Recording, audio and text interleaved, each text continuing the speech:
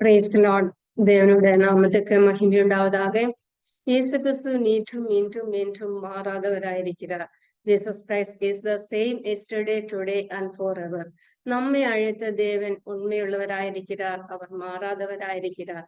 தேவனுடைய பிள்ளைகளாகிய உங்கள் அனைவருக்கும் நம்முடைய பிதாவாகிய தேவனாலும் ஆண்டவராக இயேசு கிறிஸ்துவினாலும் கிருபையும் சமாதானமும் உண்டாவதாக. இன்றைய தியானத்துக்காக the gospel according to John chapter 8 verse 12. Walk in the light. யோவான் எழுதிய சுவிசேஷம் 8ஆம் அதிகாரம் 12ஆம் வசனம். மறுபடியும் இயேசு ஜனங்களை நோக்கி, நான் உலகத்துக்கு ஒளியாயிருக்கிறேன். என்னை பின்பற்றுகிறவன் இருளிலே நடவாமல் ஜீவ ஒளியை அடைந்திருப்பான் என்றார். I am the light of the world. He who follows me shall not walk in darkness, but have the light of life. வாசித்த வேத வசனத்திலே 2 வார்த்தைகளை குறித்தும் நாம் பார்க்கிறோம். இருளை குறித்தும் வெளிச்சத்தை குறித்தும். இருள் எதை குறிக்கிறது? வெளிச்சம் எதை குறிக்கிறது? வெளிச்சத்தினுடைய ஆவிக்குரிய அர்த்தத்தை நாம் பார்க்க போகிறோம். வாசித்த வேத வசனத்திலே என்னை பின்பற்றுகிறவர் இருளிலே நடவாமல் ஜீவ ஒளியை அடைந்திருப்பார். ஒளியை குறித்து நாம் பார்க்கும்போது தேவன் முதலில் வெளிச்சத்தை உண்டாக்கினார். அதன் பிறகு ஜீவனை உருவாக்கினார். வெளிச்சம் நல்லது என்று தேவன் கண்டார். எல்லா மனிதர்களுக்கும் இயற்கையான ஒரு வெளிச்சத்தை தேவன் கொடுத்திருக்கிறார். ஆனால் முழுமையான வெளிச்சத்தை பெரும்பாலான ஜனங்கள் மனிதர்கள் முழுமையான வெளிச்சத்தை பெற்றுக்கொள்ளவில்லை. காரணம், வார்த்தையாகிய கிறிஸ்துவை விசுவசிப்பவர்கள் மட்டுமே அந்த ஆவிக்குரிய முழுமையான வெளிச்சத்தை பெற்றுக்கொள்ள முடியும். நாம் வேதாகமத்திலே நாம் வாசிக்கும் போது வெளிச்சத்தை குறித்து நாம் பார்க்கும்போது எல்லா மனிதர்களுக்கும் வெளிச்சம் மிகவும் அவசியமாயிருக்கிறது. நாம் இஸ்ரவேல் ஜனங்களுடைய வனாந்திர பிரயாணத்திலே அவர்களுக்கு வெளிச்சம் தேவையாக இருந்தது. அந்த பிரயாணத்திலே அவருக்கு தேவையான முக்கியமான காரியம் வெளிச்சமாக காணப்படுகிறது. Exodus chapter 13 verses 21 and 22. யாத்ராகமம் 13ஆம் அதிகாரம் 21, 22 வசனங்களிலே அவர்களை வழி நடத்தும்படியாக தேவன் பகலில் மேக ஸ்தம்பத்திலும் இரவில் அவர்களை வெளிச்சம் காட்டுவதற்கு அக்னி ஸ்தம்பத்தினாலும் அவர்களுக்கு முன் சென்றார். 22ஆம் வசனத்திலே நான் பார்க்கும்போது அந்த வெளிச்சத்தினுடைய தன்மையை குறித்து, அந்த வெளிச்சத்தினுடைய குணாதிசயங்களை குறித்து நான் பார்க்க முடியும். 13ஆம் அதிகாரம் 22ஆம் வசனம். பகலிலே மேக ஸ்தம்பமும் இரவில் அக்னி ஸ்தம்பமும் ஜனங்களிலிருந்து விலகி போகவில்லை. இந்த 22ஆம் வசனத்திலே நான் பார்க்கும்போது அந்த வெளிச்சத்தினுடைய குணாதிசயத்தை நான் பார்க்கும்போது பகலிலே மேக ஸ்தம்பம், இரவிலே அக்னி ஸ்தம்பமும் ஜனங்களிலிருந்து விலகி போகவில்லை. நம்முடைய ஆண்டவர் எந்த சூழ்நிலைகளிலும் நம்மை விட்டு விலகுவதில்லை. தேவன் நம்மோடு கூட இருக்கிறார். தேவன் நமக்கு முன் செல்லுகிறார். நமக்கு முன் சென்று கோணலானவர்களை செவ்வியாக்கிற தேவன் ஆயிருக்கிறார். அந்த வெளிச்சத்தினுடைய குணாதிசயங்களை நாம் பார்க்கும்போது அது ஜனங்களிலிருந்து விலகி போகவில்லை. நம்முடைய ஆண்டவர் எந்த சூழ்நிலையிலும் நம்மை விட்டு விலகி போகவில்லை என்று இந்த வசனத்திலே நாம் பார்க்கிறோம். இன்னும் முக்கியமான ஒரு வசனத்தை நாம் பார்க்கும்போது யோவான் எழுதிய சுவிசேஷம் 1ஆம் அதிகாரம் 9ஆம் வசனம். John chapter 1 verse 9. உலகத்திலே வந்து எந்த மனுஷனையும் பிரகாசிப்பிக்கிற ஒளியே அந்த மெய்யான ஒளியே. இந்த வசனத்திலே முக்கியமான ஒரு வசனம். நாம் இதே பார்க்கும்போது உலகத்திலே வந்து எந்த மனுஷரையும் பிரகாசிப்பிக்கிற ஒளியே அந்த மெய்யான ஒளியே. நாம் மனுஷரை இரண்டாவதாக நாம் பார்க்கும்போது அது மனுஷரை பிரகாசிப்பிக்கிற ஒளி என்று யோவான் எழுதிய சுவிசேஷம் 1ஆம் அதிகாரம் 9ஆம் வசனத்திலே நாம் பார்க்கிறோம். பழைய ஏற்பாட்டிலிருந்தும் புதிய ஏற்பாட்டிலும் 2 பக்தர்களுடைய வாழ்க்கையிலே அந்த மனுஷரை பிரகாசிப்பிக்கிற ஒளியே அந்த மெய்யான ஒளியே என்று அந்த ஒளிக்கு சாட்சியம் கொடுத்த 2 பக்தரோட வாழ்க்கையில் இருந்தும் அவர்களே இந்த ஒளி எப்படி பிரகாசிப்பித்தது என்று நாம் பார்க்க போகிறோம். Exodus chapter 34 verse 30. യാത്രാഗമം 34-30 the shining face of Moses, മോസയുടെ മുഖം പ്രകാശിത്തത് എന്ത്? യാത്രാഗമം 34-30 നാം பார்க்கிறோம். The shining face of Moses. ஆரோனும் இஸ்ரேல் புத்திரர் எல்லோரும் மோசையை பார்க்கும்போது அவன் முகம் பிரகாசித்ததை கண்டு அவன் சமீபத்திலே சேர பயந்தார்கள். ஆரோனும் இஸ்ரேல் மக்களும் மோசையை பார்க்கும்போது அவருடைய முகம் பிரகாசித்திருப்பதை கண்டு அவர் சமீபத்திலே சேர அவர்கள் பயப்பட்டார்கள் என்று நாம் பார்க்கிறோம். இந்த மோசையுடைய முகம் பிரகாசிப்பதற்கு காரணம், அவர் அநேக நாட்கள் அநேக நேரங்கள் தேவனோடு கூட இருந்தவர். தேவனுடைய பிரசன்னத்திலே காணப்பட்ட பக்தனாகிய மோசையோட வாழ்க்கையிலே இந்த வெளிச்சத்தை எப்படி அவர் பிரகாசிப்பித்தது என்று பார்க்கும்போது, தேவனோடுள்ள ஐக்கியம், தேவனோடு கூட நாம் எவ்வளவு நேரம் செலவழிக்கிறோம் அவ்வளவு நேரம் நம்மை அவர் பிரகாசிப்பிக்கிற ஒளி ஆயிருக்கிறார், மெய்யான ஒளி ஆயிருக்கிறார். மோசைக்கு மிகவும் முக்கியமான தேவ ஆலோசனை அவருக்கு மிகவும் ஆവശ്யமாக இருந்தது. ஆகவே அவர் தேவனோடு கூட அநேக நேரங்கள் தேவனுடைய சமூகத்திலே தேவனோடு கூட இருந்தார் என்பதை நாம் வேதாகமத்திலே வாசிக்கிறோம். இஸ்ரவேல் மக்களை, ஜனங்களை வழி நடத்துவதற்கு தேவையான ஞானத்தையும் அதே போல அவர்களை வழி நடத்துவதற்கு அவருக்கு கொடுத்து, அவர் தீபமாக வெளிச்சமாக நீங்கள் உலகத்துக்கு வெளிச்சமாயிருக்கிறீர்கள் என்று நாம் மத்தேயு சுவிசேஷம் 5-15 வாசிக்கிறோம். அந்த ஒளியை அநேகருக்கு, நாம் உலகத்துக்கு வெளிச்சமாயிருக்கிறீர்கள் என்ற வேத வசனத்தின்படியே நமக்கு கொடுக்கப்பட்ட வெளிச்சத்திலே அநேகரை வழிகாட்டும்படியாக, ரட்சிப்பின் வழியை காட்டும்படியாக அந்த வெளிச்சத்தை நாமும் பயன்படுத்த வேண்டும். இங்கே மோசே தேவனுடைய சித்தத்தின்படி, தேவனுடைய ஆலோசனைப்படி அந்த வெளிச்சத்தை இஸ்ரவேல் மக்களே அந்த வனாந்திர பிரயாணத்திலே, அந்த வாழ்க்கையிலே அவரை வழி நடத்துவதற்காக இருளில் இருந்தும் அந்தகாரத்தில் இருந்தும் பாவத்தில் இருந்தும் அவரை விடுவிக்கும்படியாக அந்த வெளிச்சத்தை மோசையோட வாழ்க்கையிலே அவர் அந்த ஒளியை பயன்படுத்தியதே என்று நாம் பார்க்கிறோம். நாம் அநேக நேரங்களிலே ஜெபிக்கும் போது 34 ഒരു വസനത്തെ നാം അനേക നേരങ്ങൾ ജപത്തിലെ ഒരുപാട് ജപിപ്പതുണ്ട്. അവരെ നോക്കി பார்த்தபோது அவர்கள் முகங்கள் பிரகாசமடைந்தார்கள், அவர்கள் வெட்கப்பட்டு போவதில்லை. அவரை நோக்கி பார்த்தவர்கள் பிரகாசமடைந்தார்கள், அவர்கள் வெட்கப்பட்டு போவதில்லை. நாம் தேவனை நோக்கி பார்க்கும் போது ஜெப வேளையிலும் நம்முடைய ஆவிக்குரிய வாழ்க்கையிலும் நாம் தேவனோடு கூட இருந்து தேவனை நோக்கி பார்க்கும் போது நம்முடைய முகம் அவர் பிரகாசமாவார்கள், அவர் முகம் பிரகாசமானார்கள், அவர்கள் வெட்கப்பட்டு போவதில்லை. நாம் நம்முடைய விசுவாச பாதையிலே நாம் அநேக நேரங்களில தேவனை நோக்கி பார்க்கும்போது மட்டும்தான் நாம் அவருடைய பிரசன்னத்திலே அவருடைய வெளிச்சம் நம்மிடம் மேல் உதிக்கிறதே நாம் பார்க்க முடியும். நான் பழைய ஏற்பாடில த ஷைனிங் ஃபேஸ் ஆஃப் மோசையோட முகத்தை பிரகாசிப்பதை நாம் பார்த்தோம். இரண்டாவதாக புதிய ஏற்பாடிலே நாம் பார்க்கும்போது ஆக்ட்ஸ் சாப்டர் 9 சாப்டர் 22, 26, verse 13 இந்த அதிகாரங்களில் எல்லாம் ஒரு பக்தனை குறித்து, சவுலினை குறித்து இந்த அதிகாரங்களிலே நாம் பார்க்கிறோம். சவுலினுடைய மனம் திரும்புதல், சால் கன்வெர்டட், அவருடைய மனம் திரும்புதலுக்கு உலகத்திலே வந்த எந்த மனுஷரில் பிரகாசிப்பிக்கிற ஒளியே அந்த மெய்யான ஒளியே என்று நாம் வாசித்தபடி அப்போஸ்தலர் நடபடிகள் 9-3 அவன் பிரயாணமாய் போய் தமஸ்கோக்கு சமீபித்த போது சடுதியிலே வானத்திலிருந்த ஒரு ஒளி அவனை சுற்றி பிரகாசித்ததே என்று நாம் இந்த வசனத்திலே வாசிக்கிறோம். அந்த ஒளி அவனை சுற்றி பிரகாசிக்கிற ஒளியே குறித்து சவுல் சொல்லும் போது அது சூரியனுடைய பிரகாசத்திலும் அதிகமான ஒளி என்றும் அது மகிமையான ஒளி என்றும் நாம் 22 26 26 நாம் பார்க்கிறோம். அந்த ஒளி சூரியனோட பிரகாசத்திலும் அதிகமான ஒளி என்று அவர் அந்த ஒளியை விசேஷிப்பிக்கிறது, அந்த ஒளியை குறித்து சாட்சி கொடுக்கிறது. அது மட்டுமல்ல, அந்த ஒளியிலிருந்து ஒரு சத்தத்தையும் அவர் கேட்டார். சவுலே சவுலே, நீ என்னை ஏன் துன்பப்படுத்துகிறாயா என்று ஒரு தேவ சத்தத்தையும் கேட்டார்.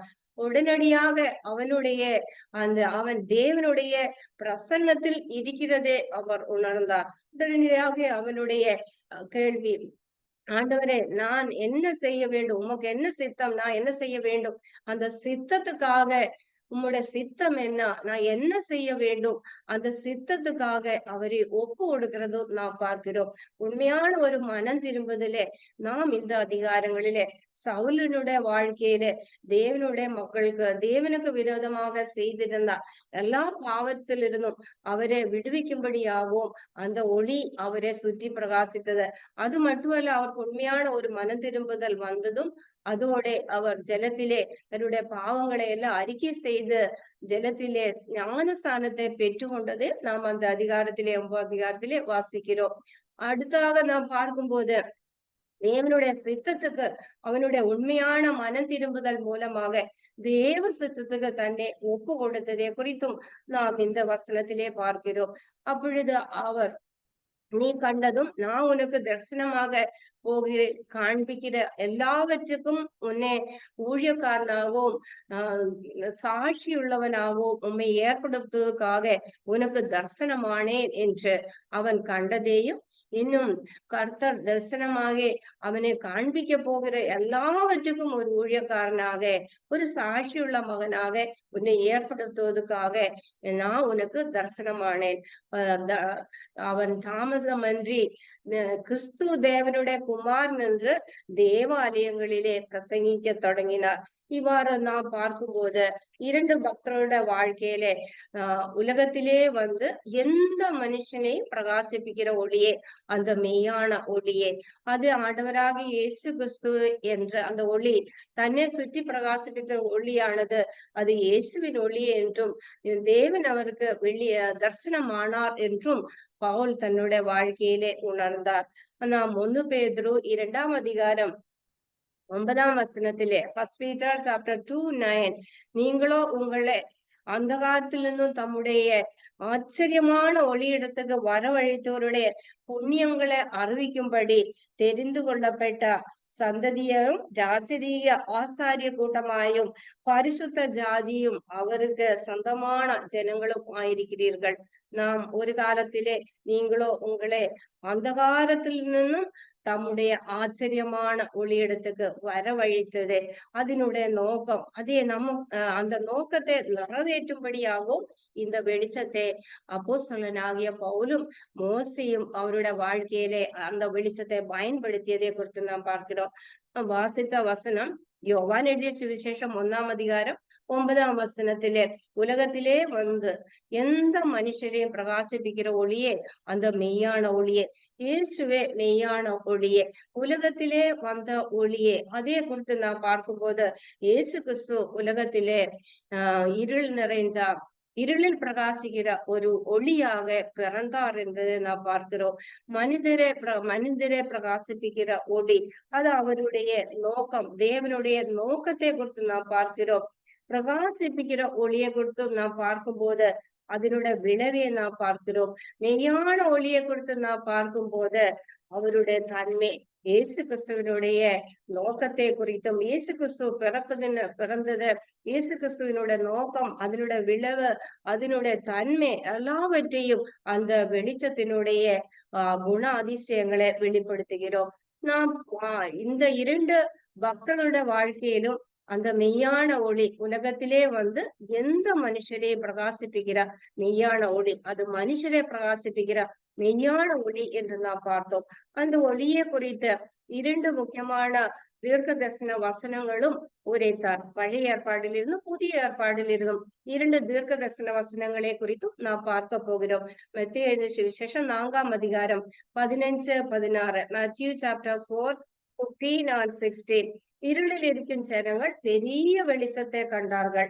மரண இருளின் திசையில் இருக்கிறவர்களுக்கு வெளிச்சம் உதித்தார் என்று எசாயா தீர்க்கதரிசியால் உரைக்கப்பட்ட அந்த தீர்க்க தரிசன வசனங்களை நிறைவேற்றும்படி இப்படி நடந்தது.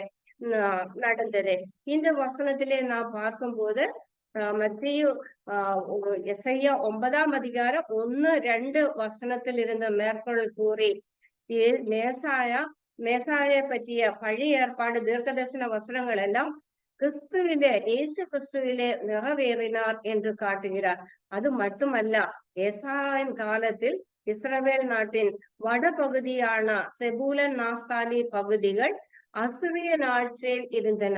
அந்த மக்களுக்கு வரப்போகிற விடுதலை குறித்து ஏசாயா தீர்க்கதரிசன வசனம் உரைத்தது. அந்த வெளிச்சம் தான், அது இருளில் இருக்கிற ஜனங்கள் பெரிய வெளிச்சத்தை கண்டார்கள். மரண இருளின் திசையில் இருக்கிறவர்களுக்கு வெளிச்சம் உதித்தார். அந்த வெளிச்சம் தான் ஆண்டவராகிய இயேசு கிறிஸ்து என்று இயேசு கிறிஸ்து பிறப்பதற்கு முன்பாக ஏசாயா தீர்க்கதரிசி அந்த வெளிச்சம், இருளில் பிரகாசிக்கிற வெளிச்சம் ஆண்டவராகிய இயேசு கிறிஸ்து என்று தீர்க்கதரிசன வசனம் உரைத்தார். புதிய ஏற்பாடிலே நாம் பார்க்கும்போது செக்கரியா இயேசு கிறிஸ்துவனுடைய பிறப்புக்கு முன்பாக உரைத்த ஒரு தீர்க்கதரிசன வசனத்தை லூக்கா எழுதின சுவிசேஷம் 1ஆம் அதிகாரம் 78-79 வசனங்கள். Look chapter 1:78 and 79. அந்த காலத்திலும் மரண இருளும் உட்கார்ந்திருக்கிறவர்களுக்கு வெளிச்சம் தரவும். இங்கே நான் பார்க்கும்போது மரண இருளும் அந்த காலத்திலும் மரண இருளும் உட்கார்ந்திருக்கிறவர்களுக்கு வெளிச்சம் தருவோம். தேவனுடைய உருக்கமான இரக்கத்தினாலே அந்த ரட்சிப்பு சாத்தியமாயிற்று. தேவன் தம்முடைய ஜனமாய இஸ்ரவேல் மக்களை ரட்சிப்பதற்காக தம்முடைய குமாரனாகிய இயேசு கிறிஸ்துவை உன்னதத்திலிருந்து தோன்றி அருணோதயம் என்று அருணோதயத்தை அனுப்பி வைத்தார். இந்த வசனத்திலே புதிய ஏற்பாடிலே அந்த வெளிச்சத்தை குறித்து நாம் பார்க்கும்போது உன்னதத்திலிருந்து தோன்றிய அருணோதயம் நாமே சந்தர்சித்தது என்று நாம் பார்க்கிறோம்.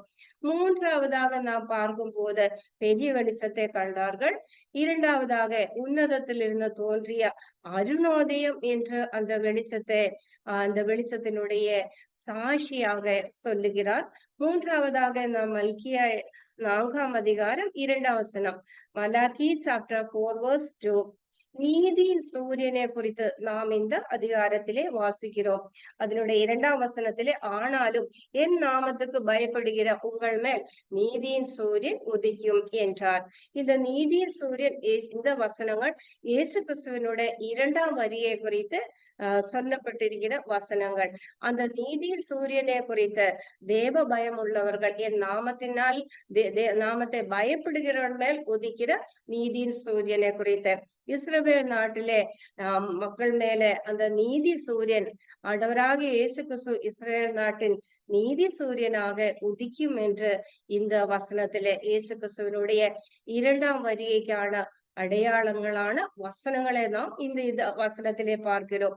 அது மட்டுமல்ல, அதன் சட்டங்களின் கீழே ஆரோக்கியம் இருக்கும் என்று அவர்களை முற்றுமுடியுமாக இயேசு கிறிஸ்து மறுபடியுமாக ஒரு நீதியின் சூரியனாக அவருடைய பாவங்களை எல்லாம் மன்னித்து அவர்கள் மேல் அந்த நீதியின் சூரியன் உதித்து அவர்களுக்கு அந்த சட்டங்களின் கீழே ஆரோக்கியமாக அவர்களை கொண்டு வருவார்கள். நான்காவதாக நான் பார்க்கும்போது 2 பீட்டர் சாப்டர் 1:19 விடிவெள்ளி நட்சத்திரத்தை குறித்து நாம் பார்க்கிறோம். முதலாவதாக நாம் 2 பீட்டர் சாப்டர் 1:19 நாம் வேத வசனத்துக்கும் மிகுந்த முக்கியத்துவத்தை கொடுக்க வேண்டும். இந்த வெளிச்சத்தை நாம் பிரகாசிப்பிக்கிறதுக்காக, இந்த வெளிச்சத்தை நாம் பின்பற்றுவதற்கு வேத வசனம் நமக்கு மிகவும் முக்கியமானது. அதிக உறுதியான தீர்க்கதரிசன வசனம் நமக்குண்டு. பொழுது வெடிந்து விடுவெள்ளி உங்கள் இருதயங்களில் உதிக்கும் அளவும் இருளுள்ள ஸ்தலத்தில் பிரகாசிக்கிற விளக்கே போன்ற அவ்வசனத்தை கவனிப்பது நலமாயிருக்கும். இங்கே முதல் பாட்டு வேத வசனத்துக்கும் நாம் மிகுந்த முக்கியத்துவத்தை கொடுக்க வேண்டும். இருளில் பிரகாசிக்கிற ஒளியாக ஆண்டவராகிய இயேசு கிறிஸ்து இந்த உலகத்திலே வெளிப்பட்டார். நாம் வேத வசனத்துக்கு மிகுந்த முக்கியத்துவத்தை நாம் கொடுக்க வேண்டும். பழைய ஏற்பாடு தீர்க்கதரிசிகள் இயேசு கிறிஸ்துவை பற்றி எத்தனையோ தீர்க்க தரிசனங்கள், ஏராளமான தீர்க்க தரிசன வசனங்கள் உரைத்திருந்தார். ஆனால் இயேசு கிறிஸ்து இந்த பூமியில் வாழ்ந்த நாட்களில் அந்த தீர்க்க தரிசன வசனங்களை எல்லாவற்றையும் நிறைவேற்றினார். அவர் தமது வாழ்க்கையின் மூலமாக தீர்க்க தரிசனம் சொன்ன வசனத்தை உறுதிப்படுத்தினார். அவர் தம்மை குறித்து எழுதப்பட்ட எல்லா தீர்க்க தரிசன வசனங்களை அப்படியே உறுதிப்படுத்தினார். இயேசு கிறிஸ்துவை பற்றி தீர்க்க தரிசன வசனங்கள் ஒரு மேசியா, ஒரு ரட்சகர் வருவார் என்று அவர் முன்னுரைத்தார். அந்த முன்னுரைத்த மேசியாவும் ரட்சகரும் ஆண்டவராகிய இயேசு கிறிஸ்துவே என்று இந்த முதல் பாட்டிலே நாம் பார்க்கிறோம். ஆகவே வேத புஸ்தகத்திலே பழைய ஏற்பாடிலும் புதிய ஏற்பாடை இரண்டையும் நாம் நன்றாக கவனிக்க வேண்டும். கவனித்து நன்றாக அதை நாம் தெரிந்து கொள்ள வேண்டும். காரணம், நாம் இந்த இருண்ட உலகத்தில் அந்நியரும் பரதேசிகளும் ஆயிருக்கிறோம். இந்த உலகத்திலே நம்ம இருள் நிறைந்த உலகத்திலே நமக்கு வேத வசனம் நமக்கு பிரகாசமாக ஒளியாக இருக்கிறது. இருளில் பிரகாசிக்கிற வேத வசனம் இருளில், இந்த உலகத்திலே இருளில் பிரகாசிக்கிற ஒளியாக அது நமக்கு வெளிச்சம் காட்டுவதை குறித்து இந்த வசனத்துல நாம் பார்த்த 2 Peter chapter 1 verse 19 முதல் பாட்டு நாம் வேத வசனத்துக்கு ஆண்டவராகிய இயேசு கிறிஸ்து தம்மை குறித்து உரைத்த எல்லா தீர்க்க தரிசன வசனங்களையும் அவர் உறுதிப்படுத்தினார், அதை நிறைவேற்றினார் என்றே நாம் பார்க்கிறோம். ஆகவே நமக்கும் இந்த வேத வசனங்களை, கொடுக்கப்பட்டுள்ள வேத வசனங்களை நாம் நன்றாக கவனிக்க வேண்டும். அதை நாம் வேத புஸ்தகம் இருளில் பிரகாசிக்கிற ஒளியாக நம்மை பாதுகாக்கிறார். சங்கீதம் 119 105 Psalm 190 verse 105 உம்முடைய வசனம் என் கால்களுக்கு தீபம், என் பாதைக்கு பிரகாசமாயிருக்கிறது. வேத வசனம் நமக்கு வழிகாட்டு தீபமாயிருக்கிறது. வீண் சிந்தகளை வெறுக்க செய்கிறது. நாம் கடந்து செல்லும் வழியிலே வேதம் நமக்கு வழிகாட்டும் தீபமாக இருந்து அது நமக்கு வெளிச்சத்தை காட்டுகிறார் என்று நாம் பார்க்கிறோம். நாம் வாசித்த இந்த வேத வசனத்திலே பொழுது வெடிந்த விடிவெள்ளி நமது ஹிருதயங்களில் உதிக்கும் அளவும், அதாவது இயேசு கிறிஸ்து இரண்டாவது வரும் வருடம் நாம் வேத வசனத்தை நன்றாக கவனித்து நாம் அந்த வேத வசனத்துக்கு கீழ்ப்படிய வேண்டும் என்று இந்த வசனத்திலே நாம் பார்க்கிறோம். விடிவெள்ளி நட்சத்திரம், விடிவெள்ளி நட்சத்திரத்தை குறித்த ரெவலேஷன் சாப்டர் 2:28 சாப்டர் 22 verse 60 வெளிப்படுத்தின விசேஷம் 2ஆம் அதிகாரம் 28 22ஆம் அதிகாரம் 16ஆம் வசனம். இந்த வசனங்களில் எல்லாம் ஆண்டவராகிய இயேசு கிறிஸ்துவை விடிவெள்ளி நட்சத்திரம் என்று அழைக்கிறார். நான் தாவீதின் வேரும் சந்ததியும் பிரகாசமுள்ள விடிவெள்ளி நட்சத்திரവും ஆயிருக்கிறேன் என்றார். இது 22ஆம் அதிகாரம் 16ஆம் வசனத்திலே ஆண்டவராகிய இயேசு கிறிஸ்துவே நான் தாவீதின் வேரும் சந்ததியும் என்று அழைக்கிறார். அதே போல கிறிஸ்துவை விடிவெளி நட்சத்திரம் என்றும் அழைக்கிறார். அந்த விடிவெளி நட்சத்திரம் நமக்குள்ளே உதிப்பார் என்பதை குறித்து இந்த வசனத்திலே, பேதுரு எழுதிய வசனத்திலே நாம் பார்க்கிறோம். அவர் நமக்குள்ளே அது உதிக்கும் போது, கிறிஸ்து நமக்குள் உதிக்கும் போது நாம் அவருடைய சாயலாக மறுரூபமாகப்படுவோம் என்று நாம் பார்க்கிறோம். இது விசுவாசிகளின் எதிர்நோக்கும் நம்பிக்கையை குறித்து நாம் இந்த வசனத்திலே நாம் பார்க்கிறோம். அந்த விடிவெள்ளி நட்சத்திரம் நமக்குள்ளே உதிப்பார். இயேசு கிறிஸ்துவை, ஆண்டவராக இயேசு கிறிஸ்துவை விடிவெள்ளி நட்சத்திரம் என்று அழைக்கப்படுகிறார். ஆகவே இந்த விடிவெள்ளி நட்சத்திரம் விசுவாசிகளாகிய ஒவ்வொருத்தருடைய அதை எதிர்நோக்கும் அந்த நம்பிக்கையை குறித்தும் நாம் இந்த வசனத்திலே நம்முடைய நம்பிக்கை ஆண்டவராக இயேசு கிறிஸ்து அது நீதியின் சூரியனாக நமக்கு வெளிப்படுவார். அதே போல அவர் விடிவெளி நட்சத்திரமாக நமக்கு கடைசி நாட்களிலே வெளிப்படுத்துவதை குறித்து நாம் பார்க்கிறோம். நாம் இந்த வசனங்கள் எல்லாம் பார்க்கும் போது உலகத்தின் ஒளியாகிய இயேசு கிறிஸ்துவை குறித்து நாம் அநேக வசனங்கள் மூலமாக அது நம்மை பிரகாசிக்கிற ஒரு வெளிச்சமாக, ஒளியாகவும் தேவன் நமக்கு கொடுத்திருக்கிறார். இயேசு கிறிஸ்துவை பற்றி நாம் 4 முக்கியமான காரியங்கள், அவர் பிறக்கும் போது பெரிய வெளிச்சத்தை கண்டு அவர்கள் இருளில் இருக்கிற ஜனங்கள் பெரிய வெளிச்சத்தை கண்டார்கள் என்று நாம் பார்த்தோம். அதே போல அது உன்னதத்திலிருந்து தோன்றிய அருணோதயம் என்று நாம் பார்த்தோம். நீதியின் சூரியன் என்று நாம் பார்த்தோம். விடிவெளி நட்சத்திரம் என்றும் அந்த வெளிச்சத்துக்கு நாம் முக்கியத்துவத்தை கொடுக்கணும். ஆகவே நாம் பார்த்த இந்த வசனங்களை எல்லாம் ஆண்டவராகிய இயேசு கிறிஸ்துவுக்கு அந்த ஒளியை குறித்து நாம் தியானிக்கும் போது மிகுந்த முக்கியத்துவத்தை நாம் தேவனுக்கும் தேவனுடைய வசனத்துக்கும் நாம் கொடுக்க வேண்டும். யோவான் எழுதிய சுவிசேஷம் 8ஆம் அதிகாரம் 12ஆம் வசனத்திலே நாம் வாசித்த பிரகாரம், I am the light of the world, நான் உலகத்துக்கு ஒளியாயிருக்கிறேன். ஆண்டவராகிய இயேசு கிறிஸ்து ஜனங்களை நோக்கி, நான் உலகத்துக்கு ஒளியாயிருக்கிறேன், என்னை பின்பற்றுகிறவன் இருளிலே நடவாமல் ஜீவ ஒளியை அடைந்திருப்பான் என்றார். இந்த ஒளியை குறித்த ஒளியில் நடத்துதல், ஒளியை குறித்து நாம் பார்க்கும்போது கிறிஸ்துவின் ஒளி என்பது அது தேவனுடைய ஒளியாகும். தேவன் ஒளியாயிருக்கிறார், அவரில் எவ்வளவு வேணும் இருளிலே. God is light and in him is no darkness at all. தேவன் ஒளியாயிருக்கிறார். ஒளியுடைய அர்த்தத்தை குறித்து நாம் பார்க்கும்போது ஒளி பரிசுத்தத்துக்கும் உண்மைக்கும் அடையாளமாயிருக்கிறது. இருளை குறித்து நாம் பார்க்கும்போது பாவத்துக்கும் தீமைக்கும் அறியாய்மைக்கும் ஆவிக்குரிய மரணத்துக்கும் அடையாளமாயிருக்கிறது. ஒளியை நாம் பார்க்கும்போது ஆண்டவராகிய இயேசு கிறிஸ்து இந்த உலகத்துல வரும்போது அவர் ஒளியில் பிரகாசிக்கிற விளக்காக, ஒளியில் பிரகாசிக்கிற வெளிச்சமாக உலகத்தில் வந்தார் என்று நாம் பார்க்கிறோம். யோவான் சுவிசேஷம் 9ஆம் அதிகாரம் 5ஆம் வசனம், நான் உலகத்தில் இருக்கையில் உலகத்துக்கு ஒளி ஆயிருக்கிறேன். 12ஆம் அதிகாரம் 46ஆம் வசனத்துல, சாப்டர் 12:46, என்னிடத்தில் விசுவாசமாயிருக்கிறவனும் இருளில் இராதபடி நான் உலகத்துக்கு ஒளியாய் வந்தேன். ஆண்டவராகிய இயேசு கிறிஸ்து இருளில் பிரகாசிக்கிற ஒளியாக இந்த உலகத்துக்கு வந்தார் என்று இந்த வசனத்திலே நாம் பார்க்கிறோம். இயேசு கிறிஸ்து அந்த பரிசுத்தத்தை குறித்தும், ஒளி என்பது பரிசுத்தத்துக்கும் உண்மைக்கும் அடையாளமாயிருக்கிறது. அதே போல ஒளி அது ஜீவனுக்கும் அடையாளமாயிருக்கிறது என்று நாம் யோவான் எழுதிய சுவிசேஷம் 1ஆம் அதிகாரம் 4ஆம் வசனத்திலே, அவருக்குள் ஜீவன் இருந்தது, அந்த ஜீவன் மனுஷருக்கு ஒளியாயிருந்தது. தேவன் கிறிஸ்து மூலமாக ஜீவனை நமக்கு அளிக்கிறார். சரீரப்படியான ஒரு ஜீவனை மட்டுமல்ல, ஆவிக்குரிய நித்திய ஜீவனை அளிக்கிறார். நமக்கு இயேசு கிறிஸ்து மூலமாக நித்திய ஜீவனை, அந்த ஒளி நமக்கு நித்திய ஜீவனை அளிக்கிறார் என்பதை நாம் பார்க்கிறோம். நாம் இயேசு கிறிஸ்து நமக்கு கொடுத்திருக்கிற அந்த இயேசு கிறிஸ்து மூலமாக நாம் பெற்றுக்கொண்ட நித்திய ஜீவனை குறித்து நாம் பார்க்கும்போது, நானே அவர்களுக்கு ஜீவன் உண்டாயிருக்கவும் அது பரிபூரணப்படவும் வந்தேன், நானே உயர்த்தலும் ஜீவனும் ஆயிருக்கிறேன் என்றார். நானே வழியும் சத்தியവും ஜீவனும் ஆயிருக்கிறேன். ஆகவே அந்த ஒளி ஜீவனுக்கும் அடையாளம் ஆயிருக்கிறதே என்று நாம் பார்த்தோம். நாம் ஒளி எங்கே உண்டோ அங்கே ஜீவன் உண்டு.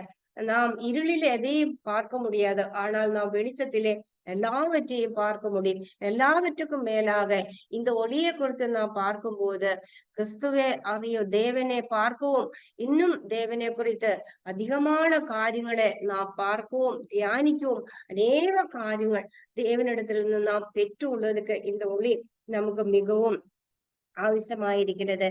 கடைசியாக நாம் பார்க்கும்போது இந்த ஒளியை பின்பற்றுகிறவர்கள் தங்களை வெளிச்சமாகவும் இருக்கின்றார். மத்திய எழுதின சுவிசேஷம் 5ஆம் அதிகாரத்திலே நாம் 15 வசனங்களிலே பார்க்கும்போது, முதலாவது நீங்கள் உலகத்துக்கு ஒப்பாயிருக்கிறீர்கள், அடுத்ததாக நீங்கள் உலகத்துக்கு வெளிச்சமாயிருக்கிறீர்கள் என்றும் அந்த வசனத்திலே நாம் பார்க்கிறோம். இந்த உலகம் இருளில் இருக்கிறதே குறித்து நாம் பார்க்கிறோம். நாமும் முற்காலத்திலே அந்தகாரமாயிருந்தோம், இப்பொழுதும் நாமும் வெளிச்சமாயிருக்கிறோம். எபேசியர் 5ஆம் அதிகாரம் 8ஆம் வசனத்திலே, முற்காலத்தில் நீங்கள் அந்தகாரமாயிருந்தீர்கள், இப்பொழுதோ கர்த்தருக்குள் வெளிச்சமாயிருக்கிறீர்கள், வெளிச்சத்தின் பிள்ளைகளாய் நடந்து கொள்ளுங்கள். நாம் வெளிச்சத்தின் பிள்ளைகளாக நடந்து கொள்ளும்படியாக தேவன் நம்மை அழைத்திருக்கிறார். இந்த உலகத்துக்கு நீங்கள் ஒளியாயிருக்கிறீர்கள்.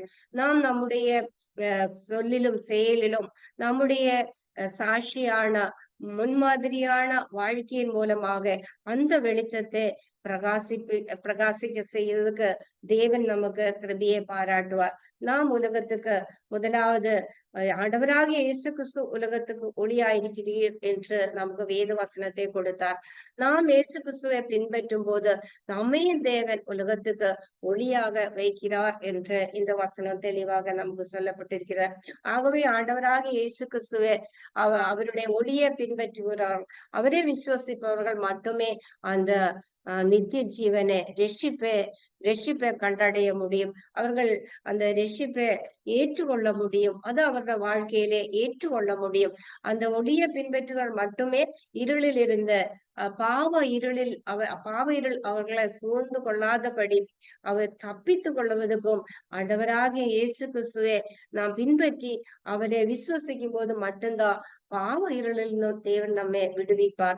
அது மட்டுமல்ல, ரட்சிப்பை தேவன் நமக்கு கொடுப்பார் என்பதே இந்த நாம் இயேசு கிறிஸ்துவை பின்பற்றும் போது.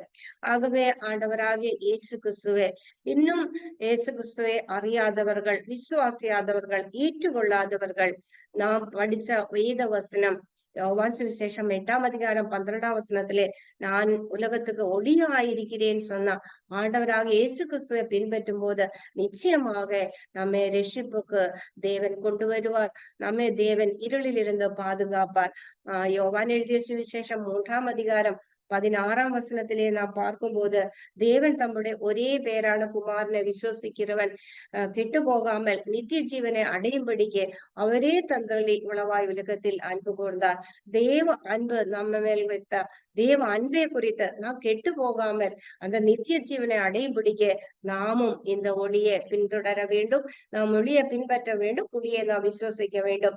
3ஆம் அதிகாரம் 17ஆம் வசனத்திலே நாம் பார்க்கும்போது உலகத்தை ஆக்கினிக்குள்ளாக தீர்க்கும்படி தேவன் தம்முடைய குமாரனை உலகத்தில் அனுப்பாமல் அவராலே உலகம் ரட்சிக்கப்படுவதற்காக அவரே அனுப்பினேன் என்று தேவன் தம்முடைய குமாரனை உலகத்தை ஆக்கினிக்குள்ளாக தீர்க்கும்படி அவரை அனுப்பாமல் அவராலே உலகம் ரட்சிக்கப்படும்படிக்காக தேவன் தம்முடைய குமாரனை அனுப்பினார். நாம் தியானிச்ச வேத வசனம் the gospel according to John chapter 8 verse 12.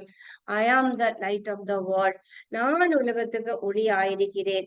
என்னை பின்பற்றுகிறவன் இருளிலே இடாமல் அவர் ஜீவ ஒளியை கண்டடைவார் என்று நாம் பார்த்தோம்.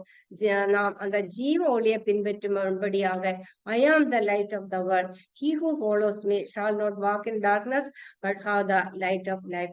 நமக்கு அந்த ஜீவ ஒளியை பின்பற்றும்படியாக அந்த மனுஷரை உலகத்தில் வந்து எந்த மனுஷரை பிரகாசிப்பிக்கிற ஒளி ஆண்டவராகிய இயேசு கிறிஸ்து அந்த மெய்யான ஒளி என்று நாம் பார்த்தோம். அது அநேகருடைய நாம் 2 முக்கியமான பக்தர்களுடைய வாழ்க்கையில் இருந்தும் நாம் கற்றுக்கொண்டது மனுஷரை பிரகாசிப்பிக்கிற ஒளி. அதுக்கு அவர்கள் சாட்சியம் கொடுத்தார்கள். பழைய ஏற்பாடிலும் புதிய ஏற்பாடிலும் பார்த்தோம். அதே போல தேவன் அநேகரே இயேசு கிறிஸ்துவின் இந்த உலகத்திலே நம் ஒவ்வொருத்தரையும் வெளிச்சமாக வைத்திருக்கிறார். அநேகரே வழிகாட்டும்படியாக ஜனங்களை தேவனுடைய பாதையிலே அந்த ரட்சிப்பை காட்டும்படியாக அந்த பாதையை காட்டும்படியாக தேவன் நம்மையும் உலகத்திலே வெளிச்சமாக வைத்திருக்கிறார்கள்.